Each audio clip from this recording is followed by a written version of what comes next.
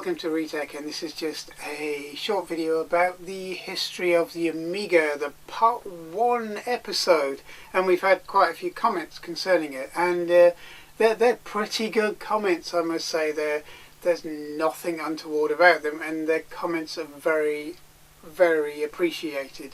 So I thought I'd cover some of the comments that were left there, and one of them concerned the Amiga, saying that it wasn't a failure, and basically said that Commodore was the part that failed, not the Amiga itself. Now, I kind of really understand that. I understand that because looking at it from kind of a corporate point of view, if you own a computer product such as the Amiga and it doesn't work, then it must be down to the corporate, not the product.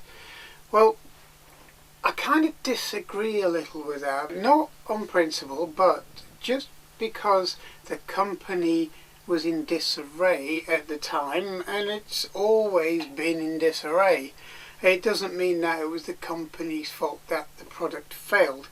The Amiga wasn't Commodore's kind of first foray into home computers. As we all know, the Commodore 64 was a massive success, and it was actually still selling at the time, you know, the company went bust.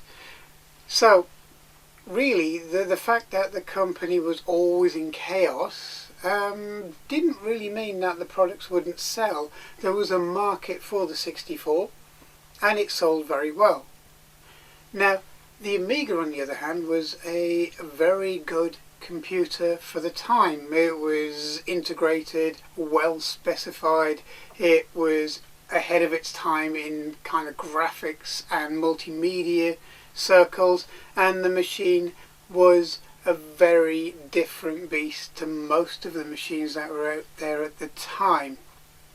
But the fact that the Amiga failed really didn't have as much of a bearing on the company as it did the machine. You see, at the time the PC had got a big foothold, and the Amiga was competing with not only the PC but the Atari ST, and the first part of the Amiga's life it didn't sell. It didn't sell at all. And the biggest problem with that was, as we covered in that video, was marketing. But once the Amiga 500 came out, and David Pleasance's kind of pack situation that he put together to make it sell is an aspiration or a dream, the sales took off in Europe and Australia and New Zealand. And Europe was its biggest mainstay, as we said in that video. But that doesn't mean that the Amiga would have stayed a mainstay.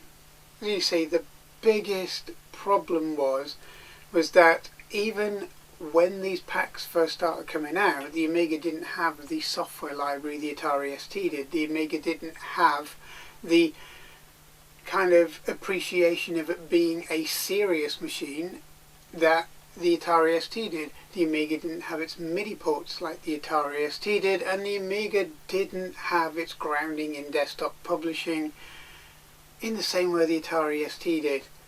But also the Atari ST had proved that it was good enough to run Macintosh software quicker than the Mac. So again, these were all plus points in the favour of the ST. So the ST had the biggest catalogue.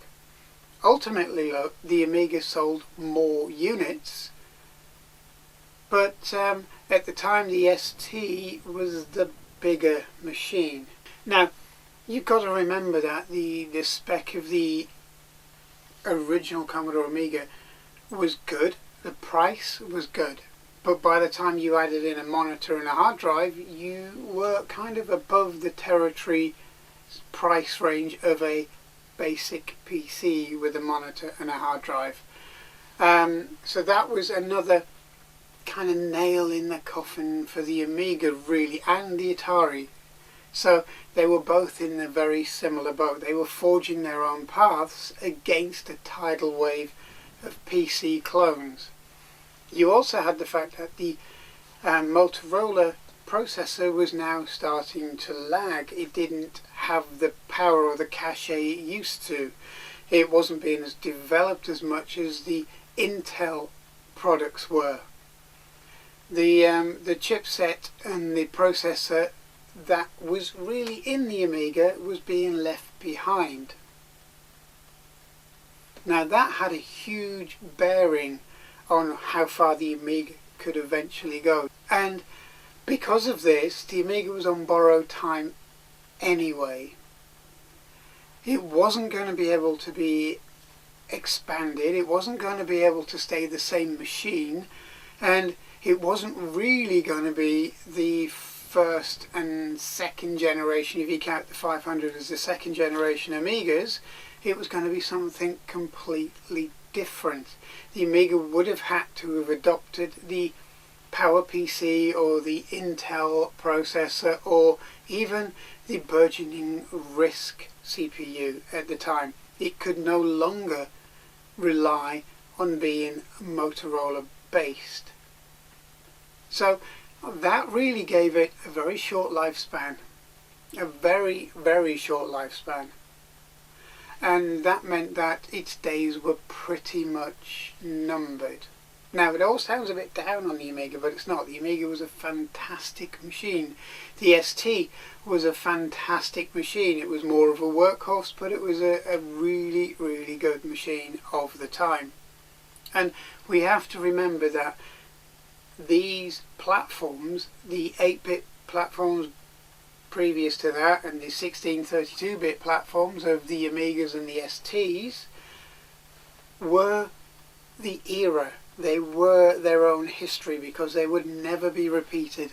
Once the PC got its foothold with all of the hundreds and thousands of PC manufacturers that were out there at the time, well, every other platform was numbered. Apple struggled. Apple nearly went under not long after that period. They had to be bailed out. And you've got to think that just about every other mark or manufacturer or producer or machine would have went the same way. The moment you get manufacturers, multiple manufacturers producing machines on the same platform that are compatible with each other, that can run each other's software, that can do exactly the same as each other, barring a few different graphics cards or different sound cards to enhance the experience, every other machine's on a slide. And the Amiga and the ST and the Archimedes all failed because of it. You see, that's always going to be the case. So the Amiga was a fantastic machine, the ST was a fantastic machine, the Archimedes was a groundbreaking machine of the time, but none of these platforms survived the PC era, and that's why they all failed. It's nothing to do with the platform, it's nothing to do with their technical abilities, it's nothing to do with their ultimate volume and sales. They had a finite lifespan, and they lived their lifespan, and there's not a lot else you could do with them other than to morph into generic platforms. Now, people are going to say, no, they could have stuck with the Motorola chipset, or it could have been enhanced and they could have put resources into it and so on. Well, if that was the case, look at Apple. Apple's gone through multiple different platforms. They've even tried the x86 and the Motorola platform, and they've gone to the PowerPC platform, and now they're looking at the ARM platform, or they're down the ARM route. And so there's not really anything that anybody could say that the Amiga would have made it, because it wouldn't. It would have had to go down the same route as Apple. They would have had to do the same stylized kind of product as Apple did to get a foothold. Now, most people just want the box to work nowadays. They want to be able to log on to their email, their work stuff, the internet, and that's basically as much as what people want out of a PC today, unless you play games. But, you know, that is it. And that's where we are at the moment. The PC is a tool, not an aspiration anymore. The Amiga, the ST, the Archimedes, the 64, the Spectrum, the VIC-20, the PET, and so on were all aspirational. And that's the difference.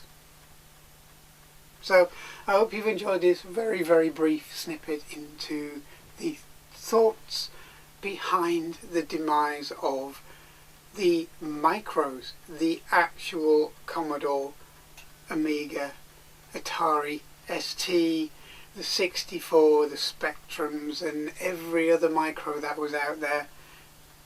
This is why it happened. This is why we are now in a position where we can look back at these and see how groundbreaking they were. But we also know that we've moved on. And it's the same in every other aspect, such as the car world. We now treat cars as a consumable item. Not many of us now sit and polish these things on a Sunday. They are a means to an end, and that's where the modern PC is. So thanks for watching. I hope you enjoyed this, and please subscribe and check us out on Patreon, and I'll see you soon. Thanks a lot. Thank you.